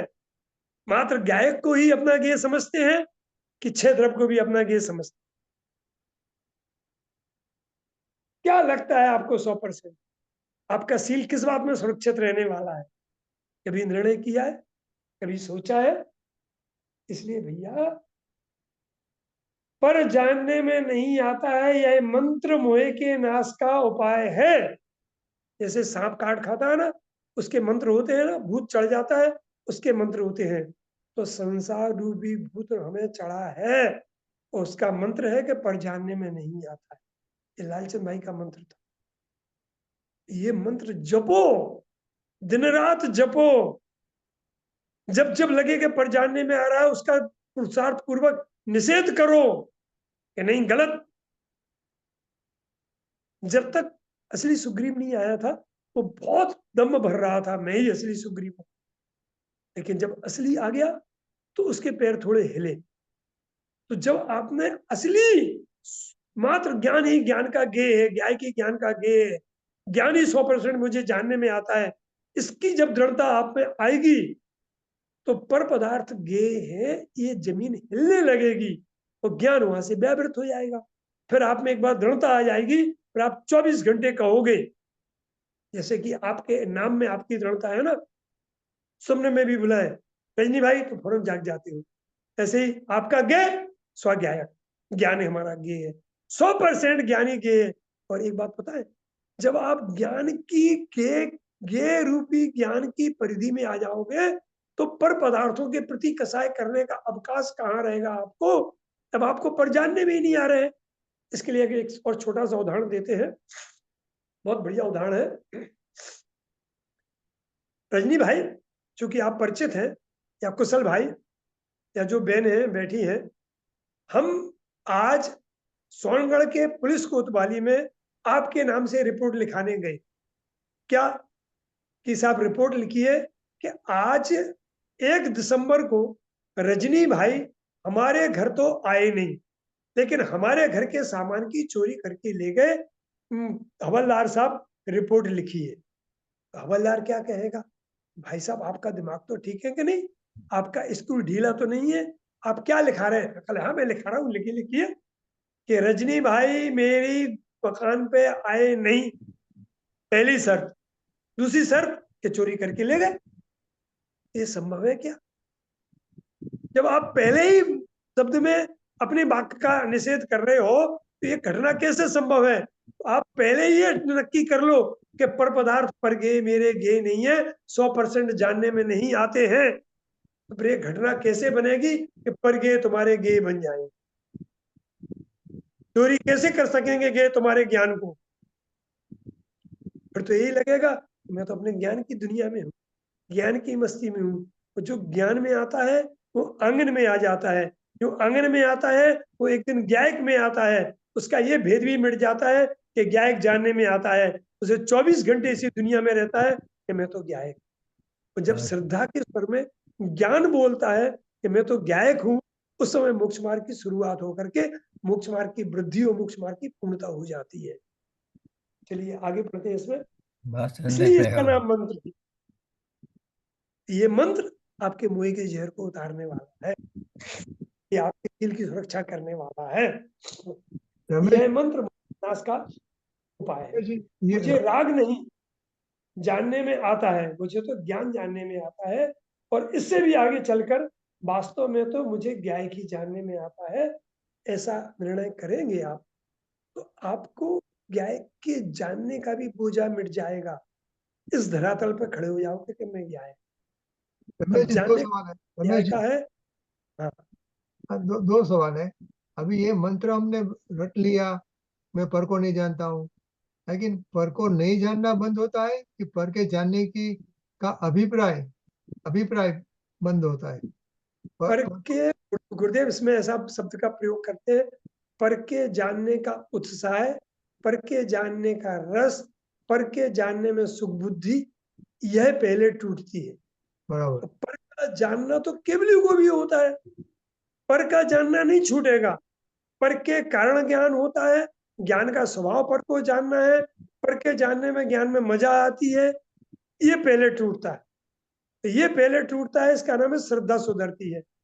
और फिर बाद में तो लोकालोक जानने में आता है तो आता रहे, पर जानने में आए ये दोष नहीं है, पर को जानने जाए ये दोष है, और पर को ज्ञान का कारण माने ये दोष है। बहुत अच्छा प्रश्न है आपका, मजा आ गई हमें। अच्छा, दूसरा दूसरा सवाल है कि इसमें लिखा है कि પરંતુ મને તો મારું જ્ઞાન થઈ રહ્યું છે અને તેમાં જ્ઞાયક જણાઈ રહ્યો છે, तो ज्ञान होना और ज्ञायक का जनाना, उसमें क्या फर्क है? देखिए, कोई भी धुआं अग्नि के बिना नहीं हो, इसी प्रकार कोई भी ज्ञान, कहीं भी ज्ञान की घटना देखो वो ज्ञायक के बिना नहीं होती है। इसके लिए हम छोटा उदाहरण देते हैं। एक बार कहीं हम प्रवचन करने के लिए गए, जिस गद्दी पे बैठे थे, जिस पाटे पे वगैरह, उसके नीचे कोई ऐसी चीज पड़ी थी, उससे चींटियां आ गई। अब जो आगे वाला श्रोता था उसने देख ली, उसने ये भी देखा है कि पंडित जी प्रवचन करके उठेंगे तो उनके पैर के नीचे आने से ये चींटियां मर सकती हैं। तो जो ही हम उठने को हुए उन्होंने रोक लिया, बड़ी बंजी रुकिए रुकिए। मैंने कहा क्यों, जिनवाणी स्तुति करना है तो खड़े होना, कले ने रुकिए। हमने कहा क्या है? नीचे जीव है। तो मैंने पूछा उससे, आपने कैसे जाना कि नीचे जीव है? कले इनमें ज्ञान है ना, चल रही फिर रही सेंस पता चल रही है। तब हमने उनका प्रेम से हाथ पकड़ा कि बंधु, दूसरे जीवों में ज्ञान की घटना देख करके उनमें तुम जीवत्व की सिद्धि कर लेते हो, और अपने जो 24 घंटे तुम्हें ज्ञान बढ़ रहा है, उस ज्ञान को देख करके अपने में जीवत्व की सिद्धि नहीं कर पाते हो, अपने को जीव नहीं बन पाते हो, अपने को ज्ञायक नहीं मान पाते हो, अपने ज्ञान से ज्ञायक की सिद्धि करते हो और दूसरे के ज्ञान से जीवत्व की सिद्धि करते हो। क्या तुम्हें दुर्गुण समा गए? एक और उदाहरण देते हैं आपको, शायद मोना में दिया है कि नहीं दिया है, दिया है तो फिर भी दे लेते हैं। प्रकाश का सेवन दो तरह के जीव करते हैं, एक छिपकली, डेढ़ गरोड़ी जिसे कहते हैं आप इंग्लिश में जो कुछ भी बोलते हो, और एक पतंगा। पतंगा कितने भी दूर क्यों नहीं हो, फलनांग दो फलनांग जहां से उसे दीपक दिखता है, वो उस प्रकाश की किरण को पकड़ करके दौड़ता हुआ उड़ता हुआ आता है और दीपक पर समर्पित होकर के स्वयं को दीपक बनाना चाहे, उससे उसका विरह दूर नहीं रखना चाहता, उसी रूप हो जाना चाहता है। छिपकली क्या करती है? छिपकली को बल्ब से, प्रकाश के दीपक से कोई लेना देना नहीं है, प्रकाश से भी कोई लेना देना नहीं है। प्रकाश में जो कीड़े मकोड़े दिख रहे हैं केवल उनका भक्षण करती। ऐसे ही तुम्हारे ज्ञान में जो ज्ञेय दिख रहे हैं उनमें इष्ट अनिष्ट की कल्पना करके यदि उनमें ही ज्ञान का सदुपयोग मानोगे तो छिपकली की तरह उनका भक्षण करके छिपकली जिस गति में जाने वाली है वहां की तैयारी करोगे। यदि पतंगा बन के उस ज्ञान की किरण को पकड़ करके मैं ज्ञायक हूं वहां समर्पित हो जाओगे, उसमें एकमेक हो जाओगे, अपनी जिंदगी की परवाह नहीं करोगे और यही मैं हूं, तो आप भगवान बन जाओगे। इसलिए मुसलमान शास्त्रों में उस सुलभ की, उस सम्मा की महिमा गा करके उस पतंगे की महिमा गाई है, जो किरण को पकड़ करके दीपक पर समर्पित हो जाता है, बलिदान हो जाता है। ऐसे अपने अपने ज्ञान को ज्ञायक पे बलिदान करके मैं तो ज्ञायक, अर्थात ज्ञायक जानने में आ रहा है, ये भी भेद छोड़ दो, बस मैं ज्ञायक। अच्छा अच्छा, एग्जाम्पल अच्छा था। चलिए और आगे। धन्यवाद। अभी टाइम है, कुछ जी 11 बजे आए। बात ले ले, हाँ, एक बॉल और ले ले फिर हम टाइम है। टाइम तो अभी हो गया था, लेकिन अभी हम दूसरा प्रवचन नहीं रखेंगे। आप ले लो पूरा एक बॉल और लीजिए आप एक रमेश बॉल जी। और। ठीक है, ले लेते हैं। अच्छा, पहले बात ये बताओ आपको कि ये जो मैं कह रहा हूँ उसमें आपको कैसा लग रहा है? बहुत बहुत आनंददायक है और इससे हमारी बुद्धि थोड़ी खुल रही है कि वास्तव में करने लायक क्या है, हम क्या भूल कर रहे हैं। तो अच्छी तरह से उदाहरण आपके इतने अच्छे हैं कि हमारे ज्ञान में बैठ रहे हैं। रमेश भाई, हाँ जी, ये बानी सुनकर ज्ञान पर से व्यावृत होने की तैयारी कर रहा है, समझ लो। बहुत बढ़िया, बहुत बढ़िया सर। नहीं नहीं, क्योंकि रमेश भाई उनका पतंगा हाँ जी दीपक की ओर जा रहा है। बस यही करना पड़ेगा ना, हमको चिपकली नहीं बनना, छिपकली नहीं बन रहा है। नहीं बनना है बस। बहुत सुंदर, बहुत सुंदर। देखो देखो रमेश जी, हाँ ये जो हाँ बुकलेट है ना, ये बुकलेट का नाम क्या है? हाँ हाँ मोक्ष मार्गी का तत्व विचार, और उसके क्या लिखा है? अहो हाँ मने आ बात नहीं खबर ज नहोती। हाँ, सच्ची बात है। ये सब बात जो ये सब बोल रहे हैं, अहो हाँ हाँ बात की मुझे खबर ही नहीं थी। टोटल मुझे लिखा है, ये बात हाँ है। हाँ ये सब हाँ बात की मुझे खबर नहीं थी। हाँ। चलिए देखो क्या होता है, रंजीत भाई, सब तो बताएं। आप सब मोना ग्रुप के जो प्रबुद्ध श्रोता है ना, तो उनके प्रति हम परोक्ष रूप में आपको यहाँ अपने कमरे में बैठा लेते हैं और फिर आपकी जो रस आपके अंदर पकता है ना, उसको ध्यान में रखते हुए बोल पाते हैं। वरना जो सामान्य श्रोता हो उनके सामने तो ऐसी भाषा ही नहीं निकल पाती हमारी। चलो अच्छा ठीक है, अगला बात लेते हैं। और चूंकि आपके निमित्त से हमें अपने निर्णय करने में जो दृढ़ता आती है, इसमें हम आपका उपकार मानते हैं। सब लोग को इंटरेस्ट है। हाँ अच्छा अभी चलिए आप, देखिए। अच्छा अभी अभी और कौन सा बोलना है? हाँ, 797। 797, ओके। हाँ यस, इसको पहले हिंदी में पढ़ देते हैं फिर इसको गुजराती में पढ़ेंगे। हाँ जी। पर जानने में आता है, ऐसी श्रद्धा वाले का ज्ञान आत्म सन्मुख नहीं होता। और जो पर को जानता है, ऐसा एक कोष्टक में लिखा है, व्यवहार से कहा जाता है कि पर जानने में आता है, वास्तव में ऐसा समस्त व्यवहार को अभूतार्थ का है, समयसार 11वीं गाथा का भावार्थ। अब इसका पहले गुजराती पढ़ के फिर अपन इसके बारे में थोड़ी सी डीपली चर्चा करेंगे। मैंने क्या होता है, सभी बंधुओं से हमारा नाम नहीं लेते हैं, निवेदन है कि एक बार जो भी रजनी भाई ने शॉर्ट किया है इन बोलों को, पहले एकांत में बैठ के पढ़ करके खुद इसका अर्थ निकालने का प्रयास करो। कुछ गुरुदेव श्री एक उदाहरण देते थे कि गुरुदेव श्री के गुरु जी जो कहते थे कि जो मैं पढ़ाता हूं उसको पहले घर में पढ़ के आओ, फिर मैं जो बता रहा हूं उसमें और तुम्हारे सोचने में कितना अंतर है इसको देखो तो ज्यादा समझ में आएगा। तो अगली मीटिंग अगर आपको कभी रखना हो तो जो बोल भी हमें देना हो तो सब लोग से मेरा निवेदन है कि पहले उन पे खुद कम से कम 1-1, 2-2 घंटे मेहनत करिए घर पे, केवल हमारे सुनने के भरोसे मत रहिए। और अगली मीटिंग में अगर हम ऐसा करेंगे कि पहले आपने इस बोल पे क्या सोचा है, कोई भी मुझे 1-2 मिनट में बताएगा कि हमने तो ऐसा निर्णय किया है, फिर उसका सच्चा अर्थ क्या है फिर मैं बताऊंगा। तो पता तो चला कि आप भी मेहनत कर रहे हो कि मुफ्त में केवल हमसे सेवा ले रहे हो। बराबर, हम करेंगे, अगले अगले चैप्टर में से करेंगे और सबको बता देंगे। हाँ, हाँ। अभी एक सेशन अपने पास है नेक्स्ट नेक्स्ट संडे। हाँ, सभी के पास बुक तो है ही, मोबाइल में तो है ही कम से कम। हाँ सब में, हाँ। हाँ, तो अपने पास एक चलिए, एक और सेशन है संडे का, नेक्स्ट संडे। हाँ नेक्स्ट देखेंगे।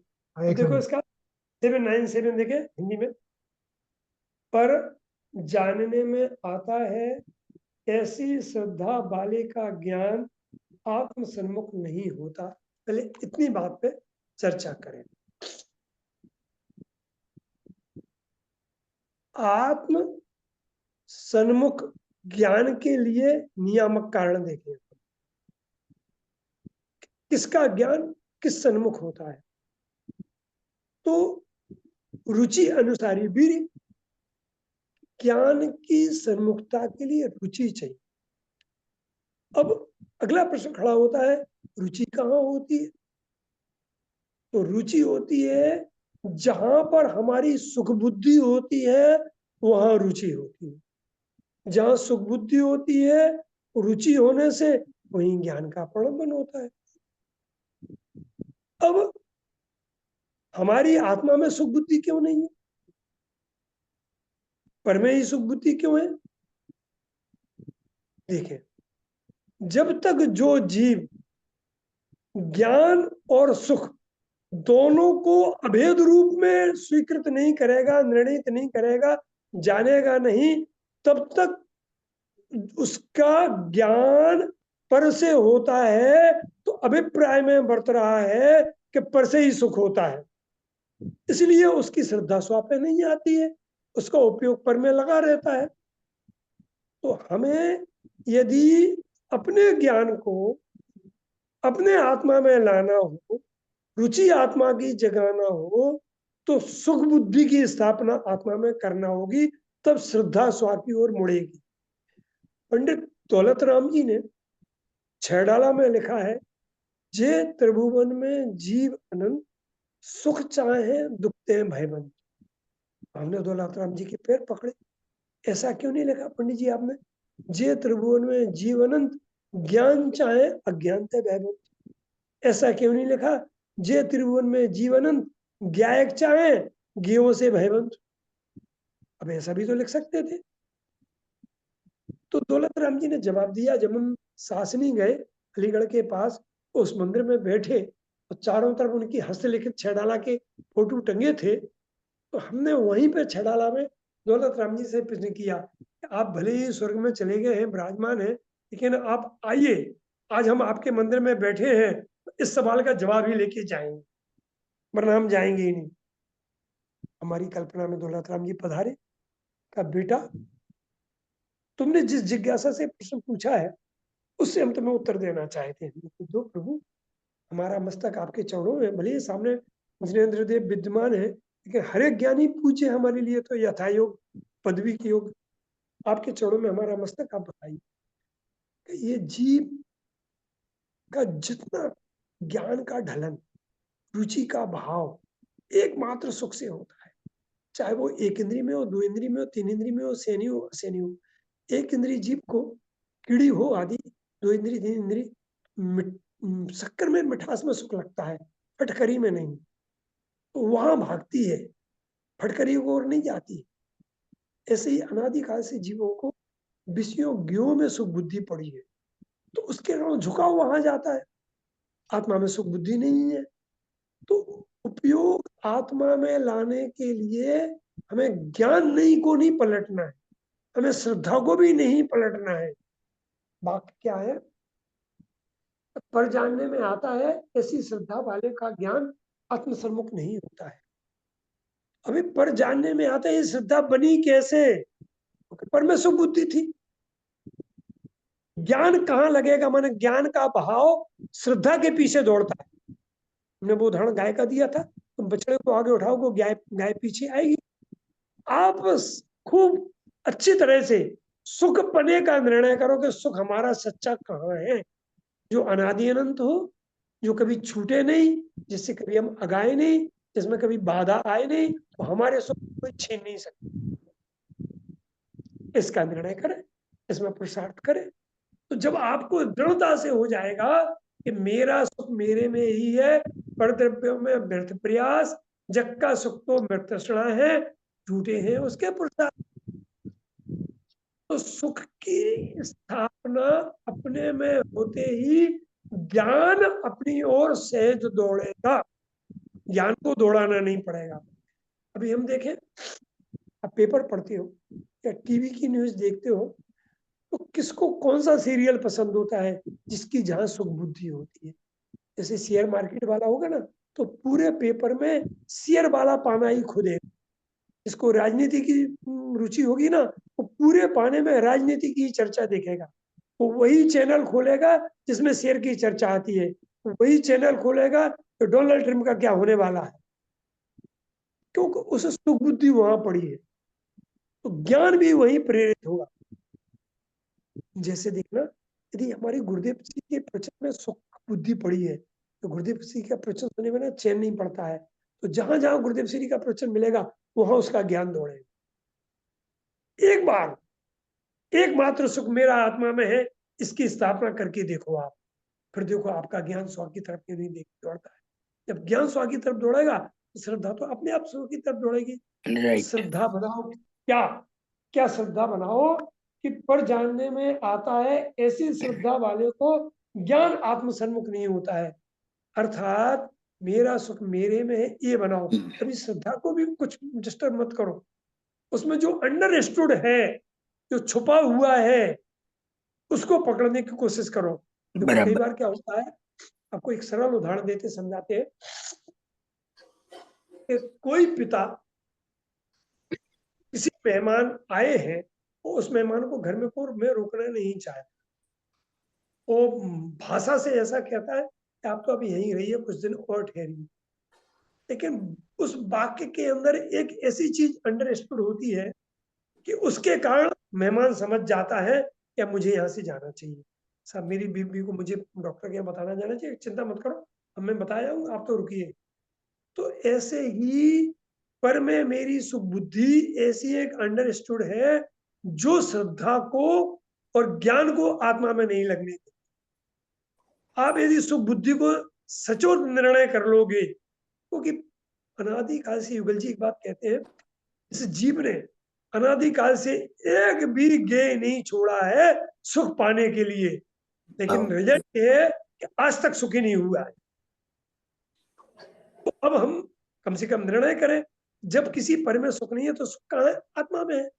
तो जब आपने सुख की स्थापना अपने में करोगे ना, ज्ञान अपनी ओर दौड़ेगा, और ज्ञान दौड़ेगा तो श्रद्धा अपनी ओर दौड़ेगी। तो क्या निर्णय होगा कि मैं पर को जानता ही नहीं हूं, तो ज्ञान सुख का कारण मैं ही हूं।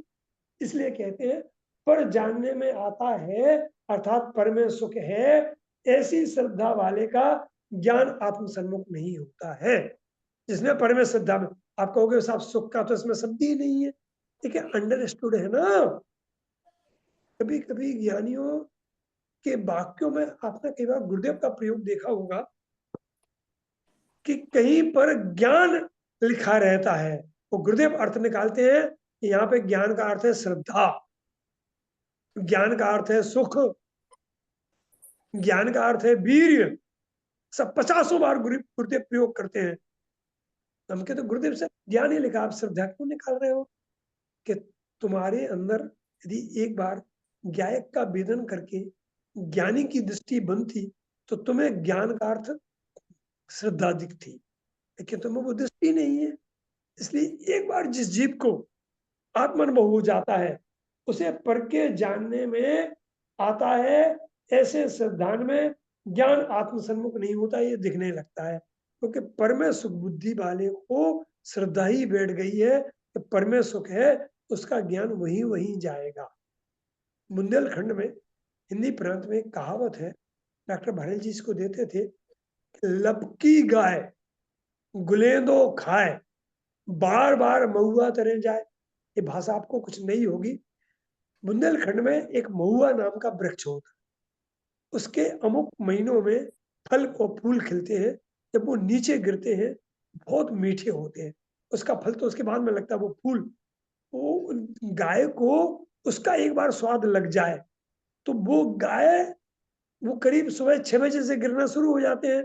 तो जो ही दो देगी, उसका मालिक दो लेगा तो दौड़ करके उसी महुए के पेड़ की तरह नीचे जाएगी। तुम उसके लिए अच्छी घास भी रख दोगे तो वहां नहीं रुकेगी वो, क्योंकि उसकी मिठास का स्वाद ही अलग होता है। और ऐसा कहते हैं उस महुए को सड़ा करके शराब भी, वाइन भी बनती है। उसमें जीव उत्पन्न हो जाते हैं ना, तो उसकी शराब बहुत महंगी बिकती है।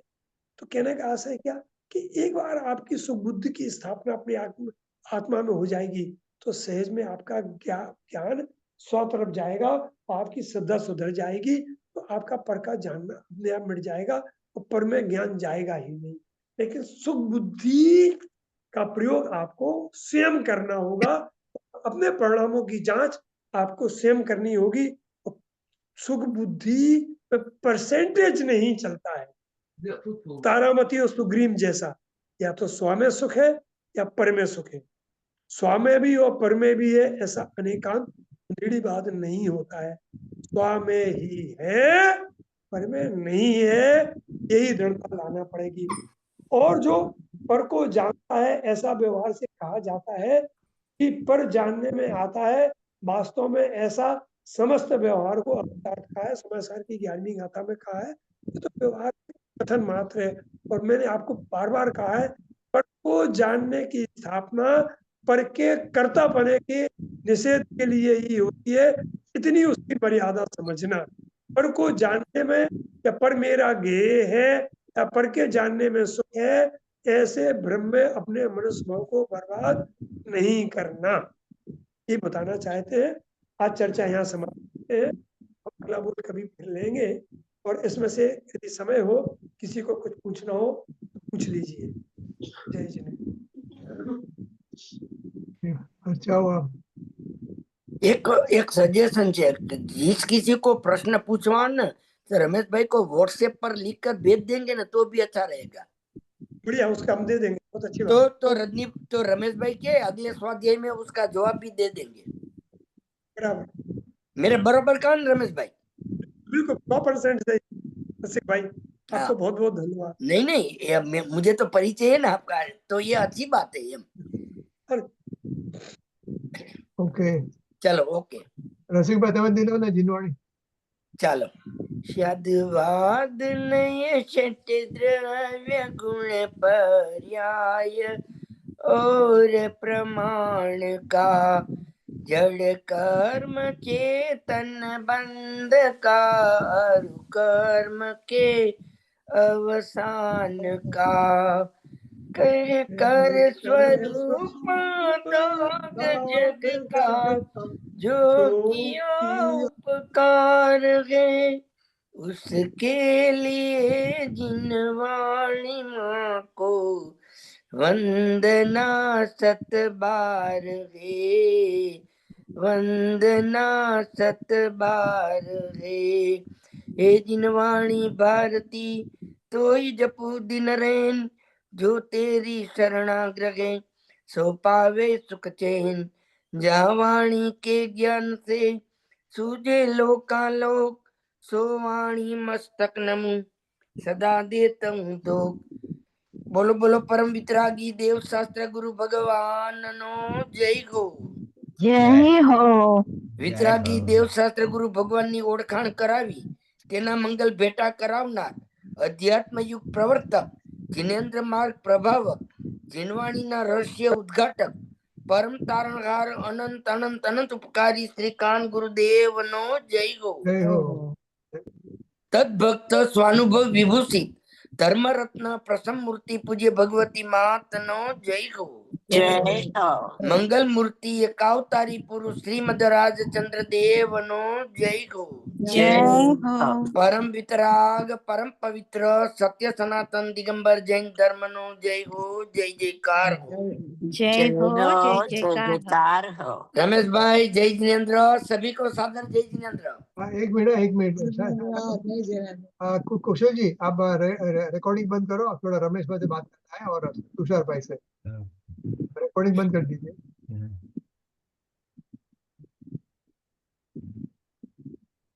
कुशल जी